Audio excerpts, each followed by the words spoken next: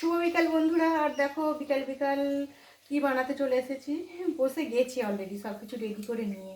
আর এই যে দেখো এখানে পিঠে বানানোর জন্য গোলা রেডি করে নিয়েছি।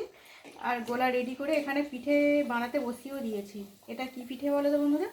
তেলের পিঠে বানাচ্ছি, ভাজা পিঠে। এটা আমি প্রত্যেক বছরই 2-3বার করে বানিয়ে থাকি। আর এবছরও একবার বানানো হয়ে গেছে, আরও একবার এই যে বানাতে বসে গেছি। অতটা ভালো মানে বানাতে পারি না, কিন্তু খেতে টেস্ট হয়। কারণ এমনি সব কিছু তো ভালো জিনিস, চালটাও সুন্দর, গুড় দিয়েছি, চিনি দিয়েছি, সব কিছু দিয়ে বানাচ্ছি। আর এমনি বানানোটা হয়তো একটু খারাপ হয়, কিন্তু সব জিনিসগুলো তো খারাপ না। ওই জন্য দেখো এরকম করেই বানাচ্ছি। শীতে তো সবাই পিঠে বানিয়ে খাচ্ছে, আর এই পিঠেটা বানানো সহজ। চাল গুঁড়ো তো হয় না কিছু না, চালের গুঁড়ি কিনে নিয়ে এসে রেখে দেয়। আর এই যে কেমন হচ্ছে দেখো বন্ধুরা, পিঠেগুলো সুন্দর হচ্ছে না বলো? দুটো করে দিয়েছি, একটা একটু হয়ে যেতে তুলে নিচ্ছি, নিয়ে আবারও একটা দিয়ে দিচ্ছি। ওইভাবে করে তুললাম, তুললে তেলটা ঝরে যাবে, সেই জন্য।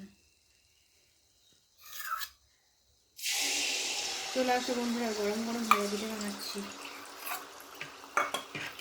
সরু চালগুলো 2বার বানানো হয়ে গেছে, আর এই ভাজা পিঠেটাও 2-3বার বানাই। আরও একবার বানানোর ইচ্ছা আছে, সরু চালটাও আরও একবার বানানোর ইচ্ছা আছে। এইভাবে বানাচ্ছি বন্ধুরা।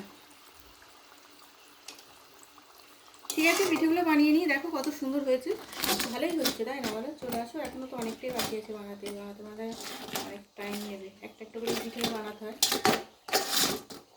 বানিয়ে নিই বন্ধুরা পিঠেগুলো।